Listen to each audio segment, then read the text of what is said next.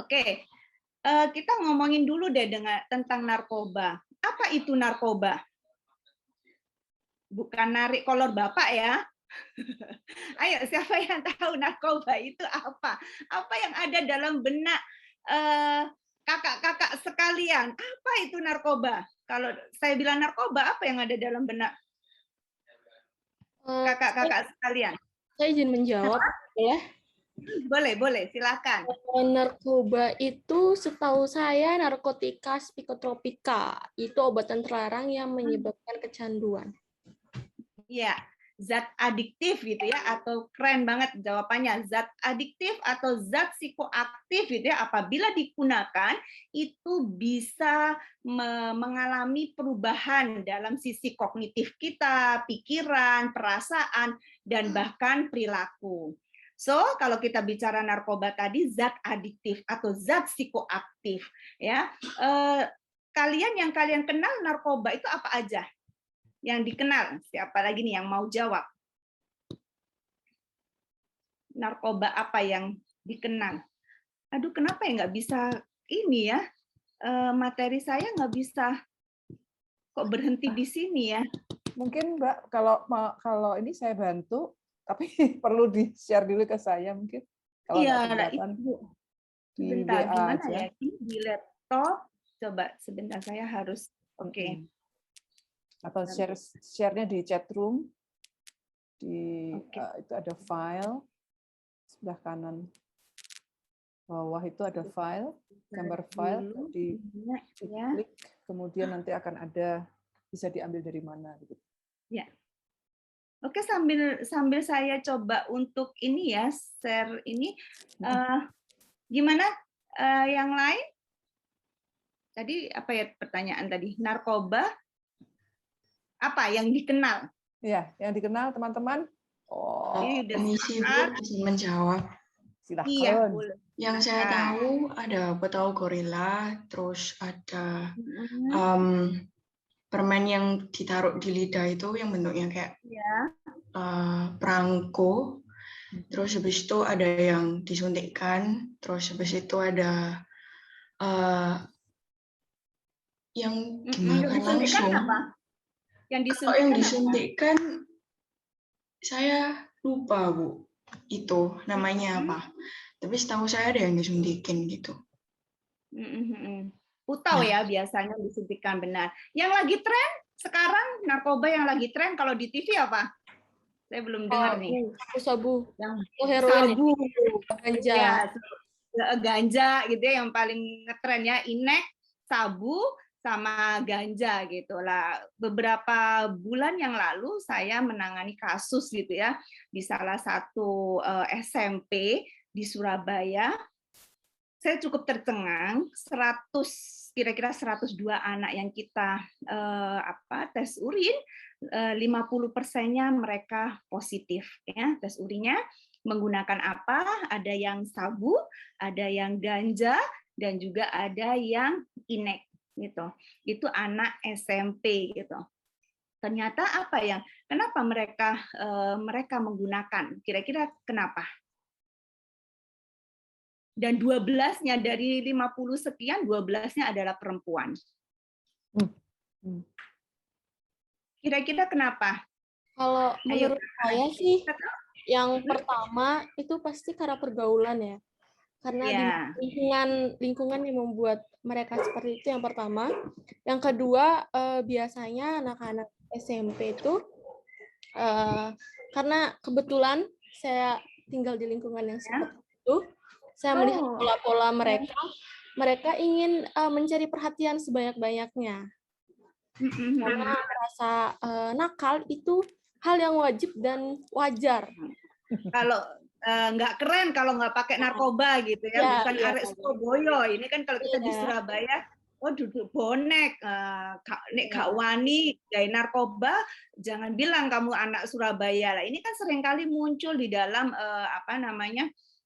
pergaulan ya khususnya di Surabaya. Ini kebetulan SMP di Surabaya. Oke, ini kayaknya saya nggak bisa Bu, saya udah coba, gimana ya Bu? Atau kirim ke saya. Coba Mungkin, saya moga-moga saya bisa Iya. Di WA boleh, di chat room juga boleh. Silahkan yang mana yang gampang. Atau sebentar.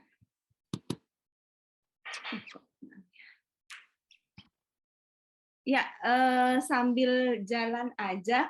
Oke, benar juga, benar banget ya tadi bahwa sebenarnya masalah faktor-faktor penyalahgunaan narkoba salah satunya adalah faktor pergaulan, yaitu adanya tekanan sebaya, di mana skill sertifitas pada remaja itu sangat rendah, gitu, atau konformitas kalau kita bicara dalam perspektif psikologi gitu ya, konformitas peer group-nya itu tinggi kayak gitu. Jadi mereka cenderung untuk ikutan tren ikut tren teman-temannya seperti itu. Terus ada mitos-mitos ya, mitos-mitos yang sering kali muncul dan itu diyakini oleh remaja. Ini saya ada beberapa pernyataan gitu ya, mungkin teman-teman bisa bantu apakah itu mitos atau fakta gitu ya. Nanti bisa langsung ngomong, atau yang lain kalau misalnya nggak bisa share langsung bisa lewat chat gitu ya, mitos atau fakta. Nah, narkoba itu sangat nikmat. Setelah orang menggunakan narkoba, mereka akan mengalami kenikmatan atau kebahagiaan atau happiness gitu ya. Mitos atau fakta? Fakta. Banyak yang harus fakta. Oke, siapa yang fakta? Silakan mau start. Nah, ini saya mau tutup dulu ininya. Ini Sharon, Teresa, Jovanka, Damayanti, semua bilang fakta. Ya, yang Manuel. Fakta ya. Oke, yang fakta silakan share salah satu dari teman-teman yang bilang fakta. Silahkan. Silahkan. Yang bilang fakta, kenapa kok fakta? Salsabila. Silakan, ayo teman-teman. Silakan. Bu, mungkin saya bisa jawab, Bu. Oke, silakan. Dengan siapa? Patrick, Bu. Patrick, oke. Setahu saya ya, Bu, karena salah satu anggota terdekat saya juga pernah pakai, tapi udah masuk di rehab, udah keluar juga. Katanya mereka kayak memakai narkoba kan sebagai pelarian ya, kayak lebih tenang. Jadi kayak setiap kali stres pakai itu supaya tenang, kalau nggak supaya kayak nikmat gitu, Bu. Jadi narkoba itu nikmat, soalnya kalau nggak nikmat nggak akan ada yang pakai gitu aja sih, Bu. Oke, nikmat. Kalau nggak nikmat nggak ada yang pakai, benar sekali ya. Yang mitos ada nggak yang mitos? Saya, Bu. Iya, kenapa mitos? Karena menurut saya banyak orang yang sampai meninggal itu, apakah itu bisa disebut nikmat, Bu? Sampai orang-orang itu overdosis atau apa? Memang itu kenikmatan sesuatu. Jadi menurut mereka apakah sakit atau mati itu kenikmatan tertentu bagi mereka? Itu sih yang menurut saya kenapa mitos. Dan saya nggak setuju juga dibilang itu nikmat, karena yang kayak dibilang Patrick tadi, jika kita terus berlindung itu untuk sebagai penghilang stres atau apa, maka orang-orang itu nggak akan berhenti pakai, Bu. Bakal terus-terusan meningkat, Bu. Yang akan memakai narkoba. Itu sih, Bu, kalau menurut saya. Saya boleh jawab gagah, Bu? Ya, silakan. Wow, luar biasa nih mulai. Soalnya orang-orang, saya langsung ngomong orangnya siapa ya, tapi saya takut, Bu, soalnya privasi. Soalnya mereka nggak pikir lagi mati atau enggak, mereka nggak pikir lagi. Yang mereka pikir tuh gimana saya sekarang tuh bisa tenang gitu. Jadi mereka nggak pikir konsekuensinya ke depan tuh apa. Pokoknya saya bisa tenang, saya bisa merasa nikmat. Saya nggak peduli ke depannya tuh saya mau mati atau apa. Yang penting saya tuh tenang sekarang gitu. Jadi kenapa sekarang banyak orang yang bunuh diri? Karena mereka tuh cuma mau menyelesaikan masalah yang mereka ada gitu. Jadi biarpun nanti mereka mati, tetap mereka merasa mati itu bukan hal yang kayak hal yang susah. Mereka merasa mungkin kalau mati itu mungkin lebih nikmat lagi, karena kalau mati mungkin masalah mereka tuh udah gak ada beban gitu ya, stresnya udah berhenti. Oke. Ya, itu mungkin jawaban saya, Bu. Saya boleh menambahkan mungkin? Ya, oke, satu lagi ya. Oke, kebetulan saya pernah ada di posisi gagah dan saya pernah bertanya dengan orang yang pakai, dan saat itu saya berpikir itu hal yang salah benar. Tapi bila kita menaruh perspektif kita di perspektifnya dia yang menggunakan, iya emang benar, emang tidak ada jalan selain itu. Dan tidak ada yang membantu. Itu sih yang menurut saya yang ketika tidak ada seseorang yang membantu. Dan Gaga sempat bilang kenapa dia sampai gimana tadi ya, yang nikmat Mati. itu yang meninggal itu dia karena terlalu nikmat, akhirnya dia terlalu terbuai dan menyebabkan overdosis. Iya. Ya. Oke. Terima kasih mungkin sama saya. Terima kasih. Bu, saya kayaknya nggak perlu pakai slide, tapi kita interaktif aja. Nanti saya kirim ya slide-nya, kayaknya agak susah. Oke, ya intinya adalah narkoba itu membawa kenikmatan. Itu adalah fakta, ya, karena narkoba itu yang diserang adalah hormon dopamin, ya, yang mengeluarkan euforia, rasa senang. Benar tuh tadi. Kenapa orang remaja banyak yang pakai? Karena di awal, ya, kalau kita lihat dalam perspektif psikologi remaja itu apa? Rasa ingin tahu yang tinggi, rasa penasaran gitu ya, masa labil ya secara emosi, apalagi remaja. Apalagi ayo dalam perspektif psikologi remaja itu dalam masa pencarian jati diri gitu ya, lagi masa-masa baper kayak gitu, galau. Nah, itu yang sering kali terjadi pada remaja. Nah, ketika mereka stres ya, yang ada penawaran gitu ya, yang sering kali muncul fakta di lapangan, ada 2 penawaran, satu dari orang dewasa ya, yang ini yang sering kali muncul di lapangan ya, dari orang dewasa, bisa dari guru, bisa jadi dari dosen, bisa dari orang tua gitu ya, yang bilang bahwa udah jangan pakai narkoba itu berbahaya, bisa masuk neraka, masuk penjara, apapun gitu ya, selalu yang dimunculkan adalah bahaya-bahaya narkoba. Tapi di satu sisi remaja akan mendengarkan dari sisi teman sebayanya yang sudah pernah pakai, itu adalah ayo gawio narkoba, pakai narkoba. Kalau kamu pakai, stresmu hilang, galaumu hilang, bapermu hilang. Coba kalau kita jadi remaja, saya gitu ya, atau teman-teman yang memang remaja, kira-kira penasaran nggak? Bener nggak ya? Gitu. Apalagi kalau skill berpikir kritisnya rendah gitu ya, empatinya rendah, apa yang terjadi? Asertifnya rendah. Kira-kira nyoba nggak si remaja? Evon, nyoba nggak Von? Kakak Evon, kira-kira nyoba nggak? Kalau sayanya sih enggak. Kalau Iya, misalnya dengan orang yang kayak gitu, pasti itu nyoba sih. Nyoba. Nah, kebanyakan remaja akan penasaran loh. Ini kata teman saya, narkoba ini enak, tapi kenapa kata orang dewasa kok nggak enak, gitu kan? Nah, akhirnya mereka mencoba. Apa yang terjadi? Ternyata narkoba itu enak, nikmat, bikin euforia, stresnya hilang. Tapi ini yang harus adik-adik dari psikologi, kakak-kakak dari psikologi ini yang harus kita buka mitos-mitos yang terjadi di masyarakat. Tapi memang nikmat, tapi itu hanya nikmat sesaat. Contoh, kalau saya pakai sabu, ya saya lagi galau nih, saya lagi stres masa pandemi, saya boring, akhirnya saya stres, mungkin arahnya sampai ke depresi misalnya gitu ya. Nah, saya ditawari narkoba, saya pakai, ternyata muncul rasa kenikmatan gitu ya, rasa stres itu hilang, rasa happy itu muncul gitu.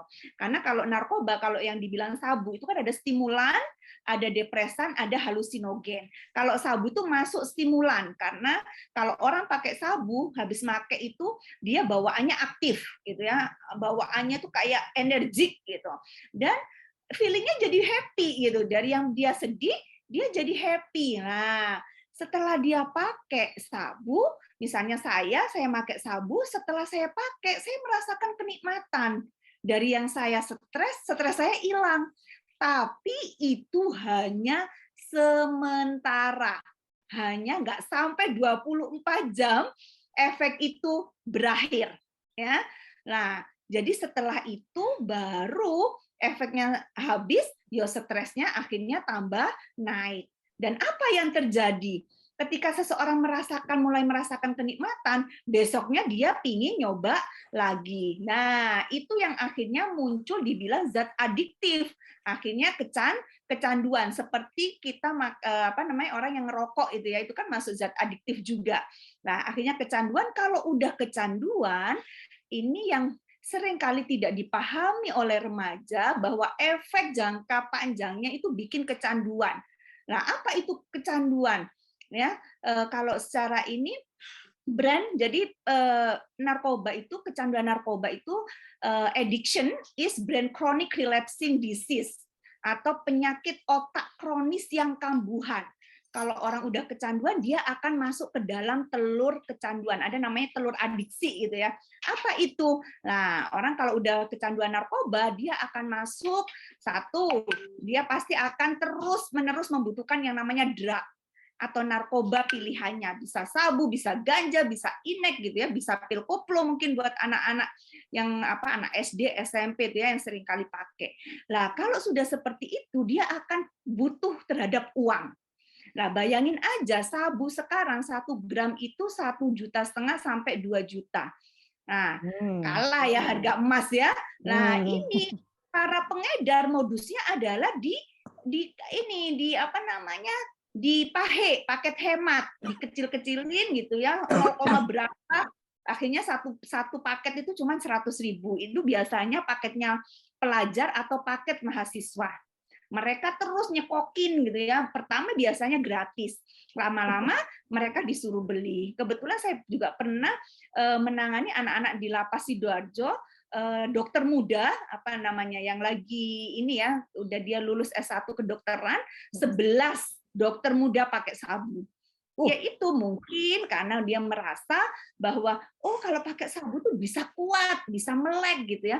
Tapi dia nggak tahu bahwa efek jangka panjangnya akan bikin kecanduan. Nah, kebetulan yang tadi yang saya sempat cerita anak kelas 2 SMP tadi, anak SMP di Surabaya, dia pernah karena sudah kecanduan, kita lakukan assessment gitu ya dengan menggunakan Addiction Severity Index.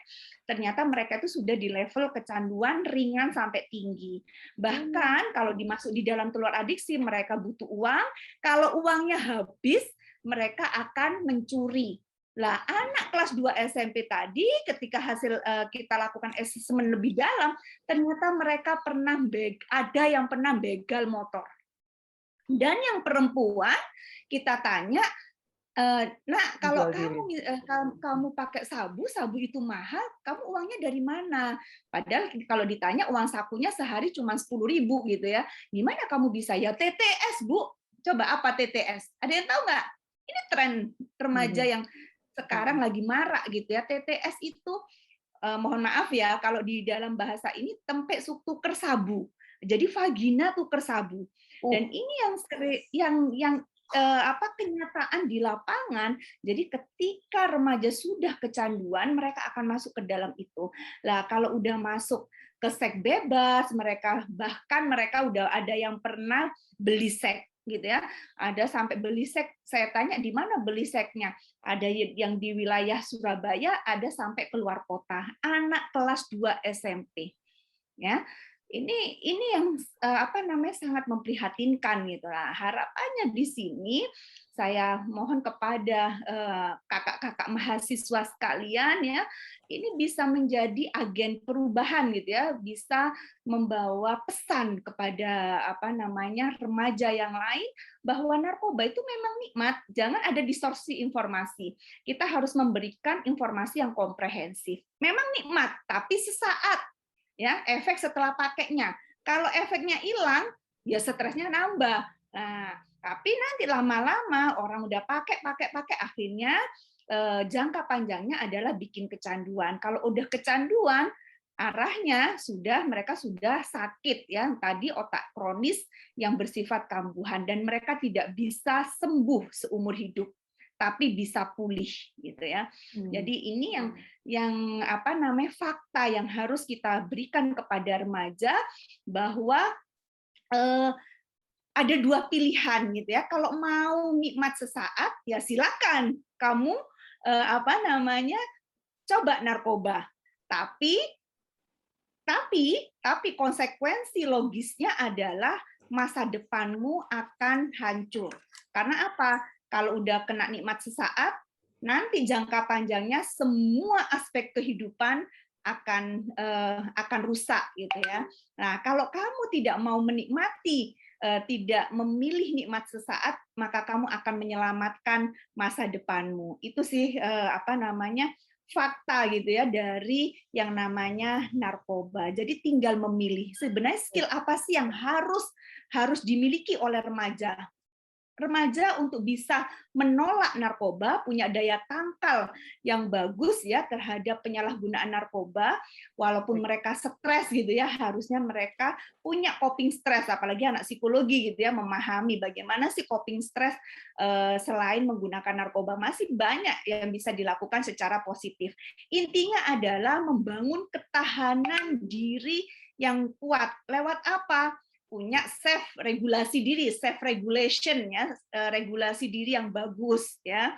Yang kedua, dia harus bisa asertif. Apa itu asertif? Apa skill yang sebuah sikap ya, komunikasi yang tegas. Dan dia berani jujur untuk berkata tidak tanpa harus menyakiti orang lain, bisa menolak narkoba tanpa harus menyakiti atau tanpa harus marah. Jadi bisa berkata tegas ya, bisa menolak dengan tegas. Yang ketiga adalah reaching out. Reaching out adalah bagaimana teman-teman bisa bisa di dalam tantangan gitu ya, situasi seperti ini menjadi tantangan tersendiri, di mana justru maraknya narkoba itu justru harusnya kalau kita mau reaching out itu harus mampu menjadi agen perubahan, bukan tergerus ya menjadi korban penyalahgunaan narkoba, tapi justru bisa punya kemampuan untuk menjadi agen perubahan, menolong anak-anak yang sudah menjadi korban ya. Itu jadi 3 itu self regulation yang bagus, yang baik, punya skill asertif dan reaching out. Nah, kalau sudah seperti itu, maka arahnya adalah hidup 100%. Kalau menurut BNN, apa itu hidup 100%? Sadar, sehat, produktif, dan bahagia. Itu. Oke, itu aja dari saya. Mungkin nanti kita bisa perbanyak ini ya lewat diskusi. Ya, saya kembalikan kepada Bu Tiwi. Baik, terima kasih Mbak Dita. Sayang itu tadi nggak bisa dibuka ya. Ya, nanti saya bisa kirim ya. Ya, dengan senang hati. Nanti teman-teman juga akan bisa, boleh ya Mbak ya, untuk buat kawan-kawan sekalian. Ya, baik. Baik, teman-teman sekalian, ini pertanyaan sudah dilemparkan di chat room, dan yang ke Mas Prigi tadi sudah langsung dijawab ke Mas Prigi, ada juga ke Mbak Eka, dan mungkin karena Mbak Dita yang terakhir, silahkan kalau ada yang mau bertanya bisa langsung, juga bisa langsung disampaikan. Kita mungkin 15 menit begitu ya, karena ya sayang waktunya memang pendek sekali, dan ini sebetulnya perkenalan awal begitu yang teman-teman bisa nanti, boleh ya Mbak Dita ya, Mas Prigi dan Mbak Eka, untuk nanti misalnya kawan-kawan yang bersetuju di dalam kelompok untuk memfokus pada isu yang Mbak Dita, Mbak Eka, dan Mas Prigi tangani, mereka akan ketemu dengan Anda. Siap. Malah enak ngono ya Mas ya. Saya siap selalu. Wes, mantap nih karo turun. Itu Mas Prigi enak banget sih, kayak turun perutnya kata gitu ya, keren banget sumpah. Perutnya tumpah. Baik, silakan teman-teman, kita bisa sekitar 15 menit untuk langsung tanya jawab. Silakan.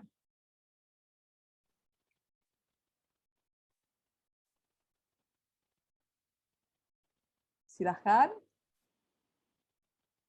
Oke. Kalau belum ada, saya juga ingin tanya. Ini sebenarnya moderator nggak boleh nanya ya. Tapi ya sudah, saya tanya aja ya Mbak ya. Buat Mbak Dita, memang kalau dari pandangannya Mbak Dita, selain dari tekanan dari peer group-nya, apakah ada hal-hal besar lainnya, besar itu mungkin juga dekat dengan mereka yang mendorong juga gitu ya? Karena tadi kan stres, terus melakukan pilihan, ditawarin dan kemudian dia beli, atau dia disodorin dan dia kemudian menggunakan. Ada apa saja lagi ya Mbak ya yang bisa menjadi penyebab begitu? Ya, faktor penyebab tidak hanya dari mereka sendiri ya, tadi ketidakmampuan mereka dalam coping stres gitu, tapi juga karena adanya pola asuh misalnya di dalam keluarga. Ketika misalnya di keluarga itu tidak menerapkan pola asuh yang demokratis gitu ya, atau tidak ada komunikasi antara anak dengan keluarga gitu. Ini yang seringkali mungkin ya itu, kalau itu tidak terbangun, maka anak akan larinya ke teman gitu ya, mencari kenyamanan di luar seperti itu. Itu satu pola asuh. Yang kedua, faktor lingkungan tadi, tekanan sebaya gitu ya, tekanan sebaya, konformitas peer group itu, di mana kalau kamu nggak ikut tren saya ya kamu akan menjadi kaum minoritas seperti itu. Ini yang sering kali terjadi gitu. Dan yang terakhir adalah dari diri kita sendiri, karena ketidakmampuan kita itu tadi, coping stress, terus kita tidak memiliki skill. Jadi kalau bicara tentang narkoba, daya tangkal narkoba itu tidak hanya sekedar tahu gitu ya, pengetahuan, tahu tentang narkoba tidak cukup gitu, tapi perlu adanya skill-skill yang harus ditingkatkan, yang harus kita miliki. Ya, salah satunya tadi asertif, terus bagaimana kita bisa berempati gitu, misalnya ketika kita melakukan sesuatu yang tidak baik gitu ya, misalnya menyalahgunakan narkoba, kita bisa ingat wajah mama kita gitu, aduh mama sedih nggak ya, ini munculin empati, mama sedih nggak ya kalau kayak begitu, ingat wajah papa gitu, atau ingat wajah orang-orang yang kita sayangi. Ini sebenarnya bisa mengasah empati seperti itu. Jadi support system yang harus dibangun untuk bisa membangun lingkungan yang bersih narkoba itu adalah dari lingkungan keluarga, lingkungan masyarakat gitu. Nah, itu yang harus saling terkait gitu ya, harus terbangun.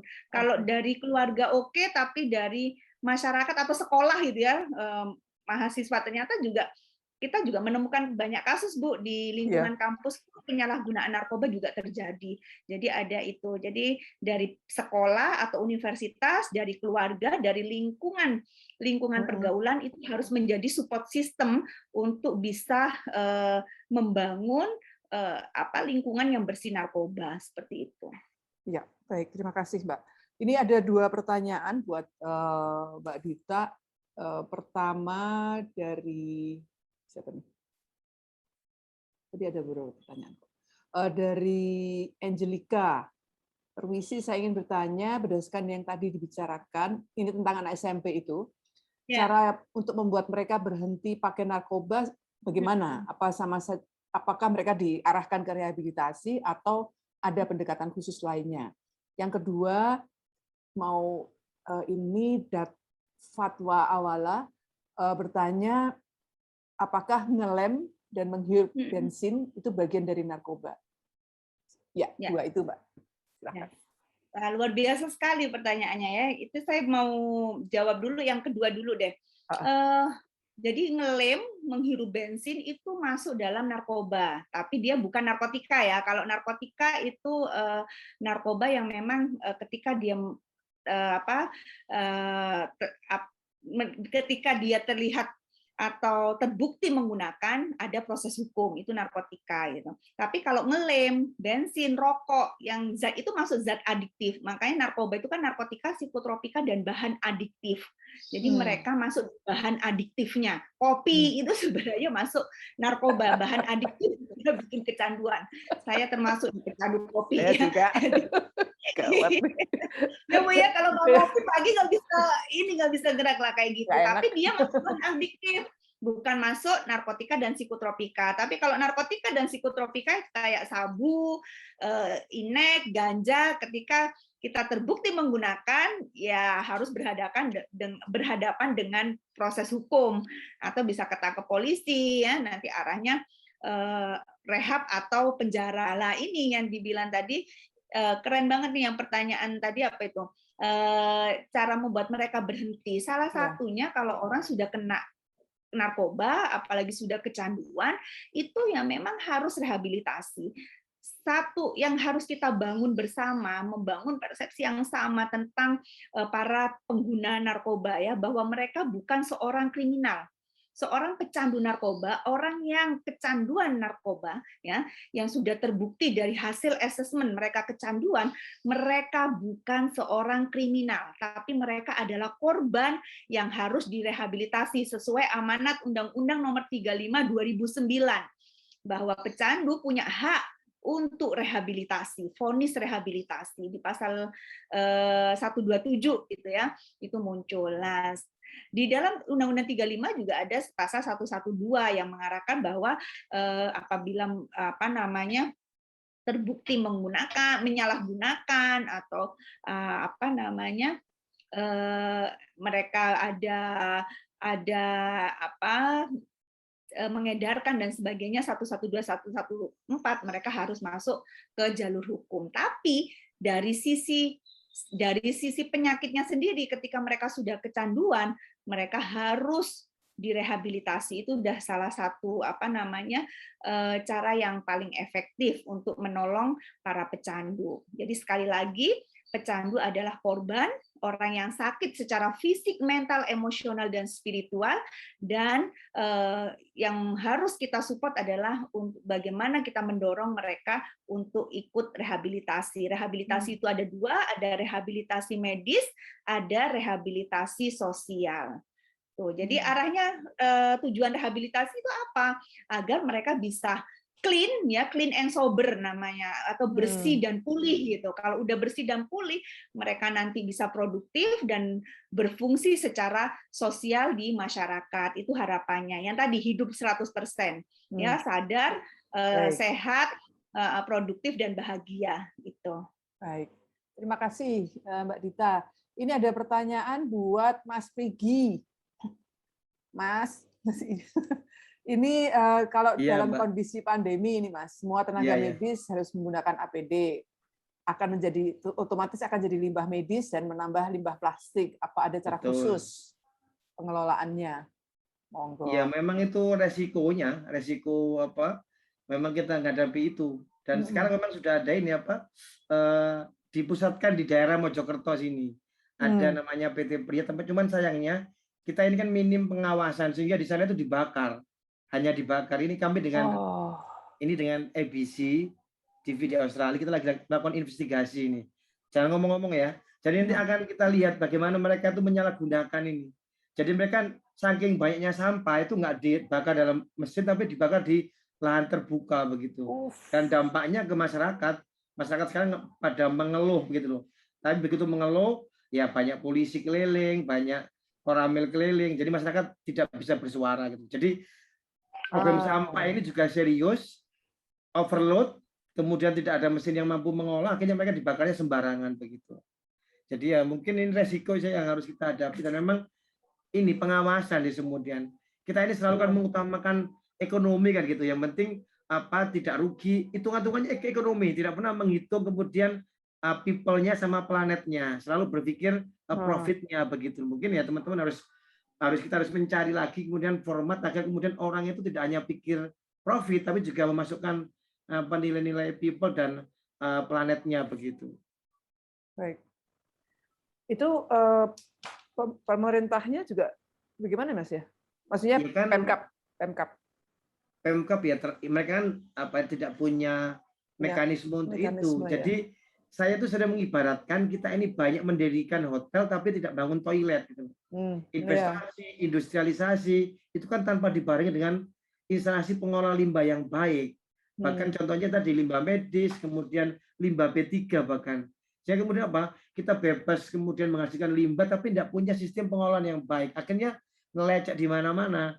Bahkan kalau bisa teman-teman ketahui, ada investigasi Tempo dengan Ekoton itu menyebutkan 8 kawasan militer di Jawa Timur itu dijadikan tempat pembuangan limbah B3. Markas Marinir, kemudian gudang pusat senjata dan optik di Sidoarjo, kemudian asrama angkatan udara di Kenjeran, kemudian Watu Kose itu di bawahnya itu timbunan limbah B3 gitu. P3 Jadi itu apa, Mas? bahan beracun dan berbahaya. Oh, B3 ya. B3.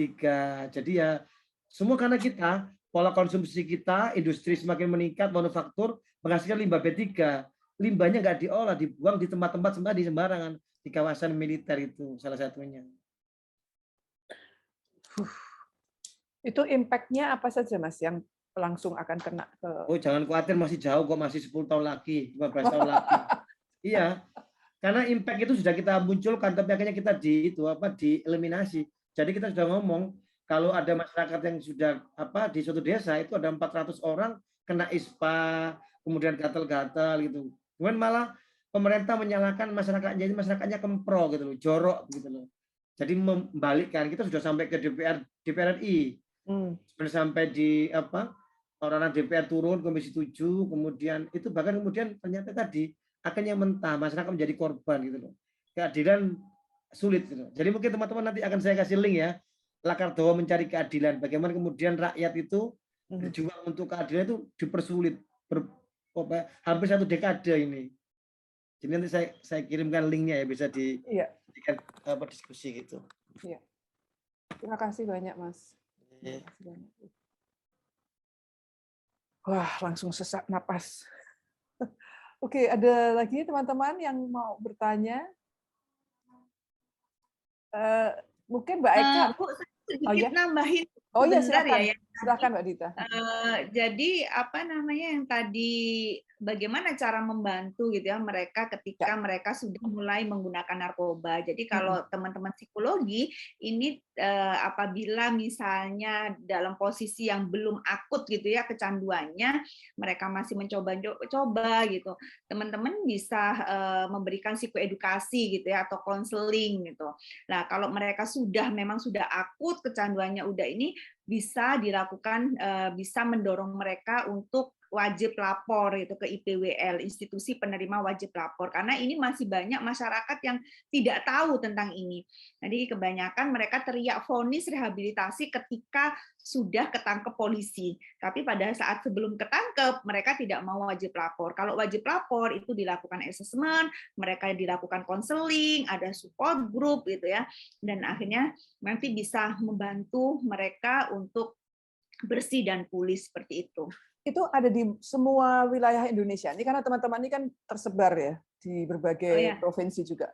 Kalau institusi penerima wajib lapor itu IPWL, kalau di sosial itu biasanya di rehabilitasi yang ada SK dari Kementerian Sosial gitu ya, ditunjuk oleh Kementerian Sosial. Nah, itu bisa rehabilitasi sosial yang ditunjuk. Gitu. Mereka akan bisa menjadi IPWL termasuk Plato, kalau di Surabaya itu Plato, Orbit gitu, itu masuk IPWL. Nah kalau yang IPWL medis itu biasanya di puskesmas atau di rumah sakit, itu mereka ditunjuk oleh Kementerian Kesehatan. Jadi kalau bisa didorong ke sana, dan teman-teman juga bisa banyak belajar gitu ya tentang psikologi konselor, ada konseling adiksi seperti itu. Jadi bagaimana menghadapi anak-anak korban nafsa.